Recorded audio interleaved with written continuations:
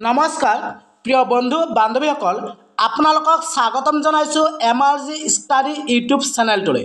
আজি মই আপোনালোকৰ বাবে লৈ আহিছোঁ সানমিহলি ন বিভিন্ন প্ৰশ্ন উত্তৰ। Assam direct recruitment 2024 grade 3 and grade 4 লগতে Assam police AB and UB পৰীক্ষাৰ বাবে অতিকৈ গুৰুত্বপূৰ্ণ এই ভিডিঅ'টো। গতিকে আপোনালোকে ভিডিঅ'টো শেষলৈ চাব আৰু পলম নকৰি আমি ভিডিঅ'টোত থকা প্ৰশ্নবোৰ আলোচনা কৰিছোঁ। প্ৰশ্ন নম্বৰ 1, অসমৰ চৰকাৰী ভাষা কি?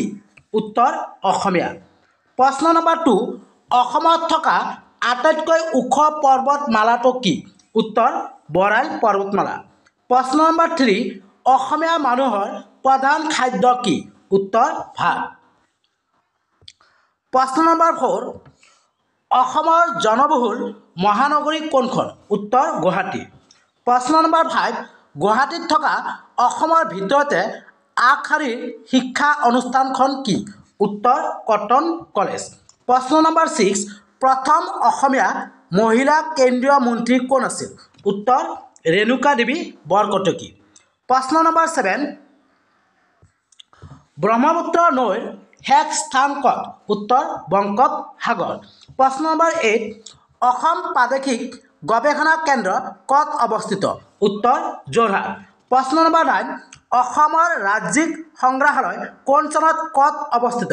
উত্তৰ 1940 চনত গুৱাহাটীত। প্ৰশ্ন নম্বৰ 10, অসমৰ একমাত্ৰ মানসিক চিকিৎসালয় ক'ত অৱস্থিত? উত্তৰ তেজপুৰত। প্ৰশ্ন নম্বৰ 11, কোনটো চনত অসমত কাগজ কল স্থাপন হয়? উত্তৰ 1971 চনত। প্ৰশ্ন নম্বৰ 12, অসমত মৰাপাটৰ কাৰখানা ক'ত আছে? উত্তৰ শিলঘাটত। প্ৰশ্ন নম্বৰ 13, অসমত চিমেণ্ট কাৰখানা ক'ত অৱস্থিত? উত্তৰ বোকাজানত। প্ৰশ্ন নম্বৰ 14, অসমৰ কোন ঠাইত তাৰকা গৃহ আছে? উত্তৰ গুৱাহাটীত। প্ৰশ্ন নম্বৰ 15, অসমৰ ডিব্ৰুগড় চিকিৎসা মহাবিদ্যালয় কোন চনত স্থাপন হৈছিল? উত্তৰ 1947 চনত। প্ৰশ্ন নম্বৰ 16, কটন কলেজ কোন চনত স্থাপন হৈছিল? উত্তৰ 1901 চনত। প্ৰশ্ন নম্বৰ 17, দেশৰ ভিতৰত 1889 চনত তেল শোধনাগাৰ কেন্দ্ৰ অসমত সৰ্বপ্ৰথমে স্থাপন কৰা হয়। এই তেল শোধনাগাৰ কেন্দ্ৰটো ক'ত অৱস্থিত? উত্তৰ ডিগবৈত। প্ৰশ্ন নম্বৰ 18, অসমৰ এটা পুৰণি ডাঙৰ মন্দিৰ আৰু তাত পুৰণি দিনৰে শিৱলিংগ স্থাপন কৰা আছে। মন্দিৰটোৰ নাম কি? উত্তৰ মহাভৈৰৱ মন্দিৰ। প্ৰশ্ন নম্বৰ 19, কোনটো জনগোষ্ঠীয়ে অসমত প্ৰথম ধান খেতি কৰিছিল? উত্তৰ বড়ো।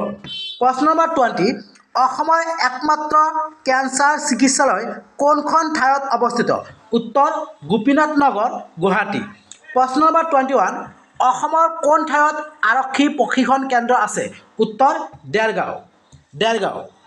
প্ৰশ্ন নম্বৰ 22, এগৰাকী অসমীয়া মহিলা কোৱা যাৰ বৃত্তি আছিল ভাৰতীয় হাতীক প্ৰশিক্ষণ দিয়া আৰু যাৰ বাবে তেওঁৰ নাম লিমকা বুকত লিপিবদ্ধ কৰা হৈছে, তেওঁৰ নাম কি? উত্তৰ পাৰ্বতী বৰুৱা।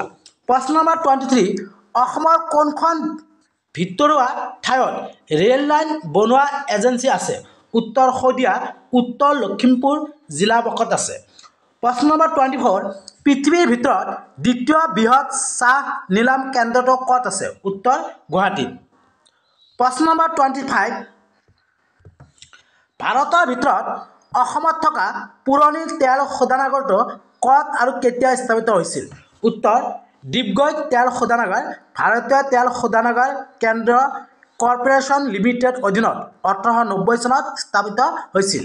প্ৰশ্ন নম্বৰ 26, অসমীয়া মহিলাই কাপোৰত সপোন ৰচে বুলি কথাষাৰ কোনজন মহান ব্যক্তিয়ে মন্তব্য কৰিছিল? উত্তৰ মহাত্মা গান্ধীয়ে। প্ৰশ্ন নম্বৰ 27, 1996 চনত কোনজন অসমীয়া ছাত্ৰই কেম্ব্ৰিজ বিশ্ববিদ্যালয়ৰ পৰা গণিত শাস্ত্ৰত প্ৰথম শ্ৰেণী লাভ কৰি ৰেংলাৰ উপাধি লাভ কৰিছিল? উত্তৰ অনুপম শইকীয়া। প্ৰশ্ন নম্বৰ 28, বিশ্বৰ বৃহত্তম নদীদ্বীপ হ'ল মাজুলী আৰু পৃথিৱীৰ ভিতৰত ক্ষুদ্ৰতম নদীদ্বীপটো কি? উত্তৰ উমানন্দ। প্ৰশ্ন নম্বৰ 29 ভাৰতৰ উত্তৰ পূৰ্বাঞ্চলৰ আটাইতকৈ ওখ শিৱ মন্দিৰটো ক'ত অৱস্থিত উত্তৰ শিৱসাগৰৰ শিৱদৌল প্ৰশ্ন নম্বৰ 30 অসমৰ খাজুৰাহ বুলি পৰিচিত মন্দিৰটোৰ নাম কি উত্তৰ মদন কামদেৱ প্ৰশ্ন নম্বৰ 32 ভাৰতৰ কোন ঠাইত সৰ্বপ্ৰথমে খাৰুৱা তেল আৱিষ্কাৰ হয় উত্তৰ অসমৰ ডিব্ৰুগড়ত 1889 চনত প্ৰশ্ন নম্বৰ 32 আকৌ কৈছোঁ ভাৰতৰ ৰাষ্ট্ৰপতি পদত অধিষ্ঠিত প্ৰথম অসমীয়া গৰাকীৰ নাম কি উত্তৰ ডক্টৰ ফখৰুদ্দিন আলী আহমেদ প্ৰশ্ন নম্বৰ 33 ব্ৰহ্মপুত্ৰ নৈ কৰ পৰা উৎপত্তি হৈছে উত্তৰ তামচুক খামবাম গ্লেচিয়াৰ পৰা প্ৰশ্ন নম্বৰ 34 অসমত ভক্তি আন্দোলনৰ গুৰি ধৰোঁতা কোন আছিল উত্তৰ শ্ৰীমন্ত শংকৰদেৱ প্ৰশ্ন নম্বৰ 35 কোনটো মন্দিৰত অম্বুবাচী মেলা অনুষ্ঠিত হয় উত্তৰ কামাখ্যা মন্দিৰ গুৱাহাটী প্ৰশ্ন নম্বৰ 36 বৰদলৈ ট্ৰফি কোনবিধ খেলৰ লগত জড়িত উত্তৰ ফুটবল প্ৰশ্ন নম্বৰ 37 অসমীয়া সাহিত্যৰ ৱাটাৰ স্কট বুলি কাক জনা যায় উত্তৰ ৰজনীকান্ত বৰদলৈ প্ৰশ্ন নম্বৰ 38 বহাগ বিহুৰ মুখ্য আকৰ্ষণ কি উত্তৰ বিহু নৃত্য প্ৰশ্ন নম্বৰ 39 মহাত্মা গান্ধীয়ে অসমলৈ কোন চনত আহিছিল উত্তৰ 1921 চনত প্ৰশ্ন নম্বৰ 40 আহোমসকলৰ ৰাজত্বকালত তেওঁলোকৰ ৰাজধানী ক'ত আছিল উত্তৰ চৰাইদেউ প্ৰশ্ন নম্বৰ 41 অসমত লৰা ৰজা বুলি কাক কোৱা হয় উত্তৰ ৰত্নধৰ সিংহ বা চুলিকফা প্ৰশ্ন নম্বৰ 42 কামৰূপ জিলাৰ বিমান বন্দৰটোৰ নাম কি উত্তৰ লোকপ্ৰিয় গোপীনাথ বৰদলৈ প্ৰশ্ন নম্বৰ 43 অসমৰ ৰাজধানী দিছপুৰ হোৱাৰ পূৰ্বে অসমৰ ৰাজধানী ক'ত আছিল উত্তৰ শ্বিলঙত প্ৰশ্ন নম্বৰ 44 অসমৰ একমাত্ৰ ষ্টক এক্সচেঞ্জটো ক'ত অৱস্থিত উত্তৰ গুৱাহাটীত প্ৰশ্ন নম্বৰ 45 অসমৰ এটি নৃত্য বা কলাই 2000 চনত ৰাষ্ট্ৰীয় নৃত্যৰূপে স্বীকৃতি লাভ কৰে নৃত্যবিধৰ নাম কি উত্তৰ সত্ৰীয়া নৃত্য প্ৰশ্ন নম্বৰ 46 অসমৰ জাতীয় উৎসৱ কি উত্তৰ বিহু প্ৰশ্ন নম্বৰ 47 অসমৰ বিখ্যাত মন্দিৰটোৰ নাম কি উত্তৰ কামাখ্যা মন্দিৰ প্ৰশ্ন নম্বৰ 48 সৰ্বশেষ আহোম ৰজাজনৰ নাম কি আছিল উত্তৰ চন্দ্ৰকান্ত সিংহ এইটো চন্দ্ৰকান্ত পুৰন্দৰ সিংহ হ'ব পুৰন্দৰ সিংহ আহোমৰ শেষ ৰজাজন প্ৰশ্ন নম্বৰ 49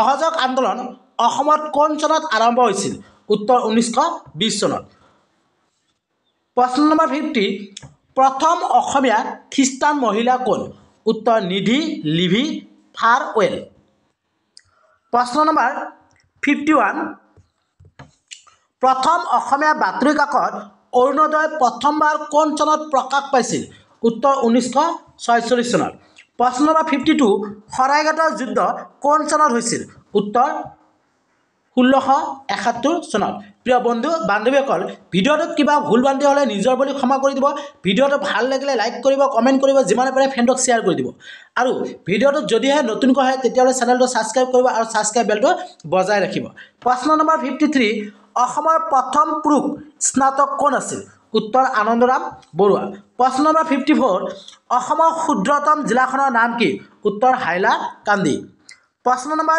55 তাৰকাগৃহ অসমৰ কোন ঠাইত অৱস্থিত উত্তৰ গুৱাহাটীত প্ৰশ্ন নম্বৰ 56 অসমৰ কোনখন পাহাৰত কামাখ্যা মন্দিৰ অৱস্থিত নীলাচল পাহাৰত ধন্যবাদ।